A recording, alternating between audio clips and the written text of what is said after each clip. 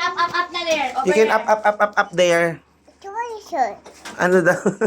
Yun, sure. Ikaw mag-ayos ka ng kwarto mo. Ang gulo-gulo ng kwarto ng anak mo, te. Hindi mo lang ayusin.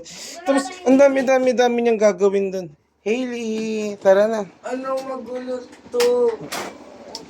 Pinuksan mo lang yung electric pan, din mo pa pinatay. Ako pa nagpatay. Na?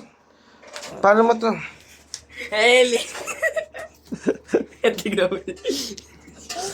Video yun.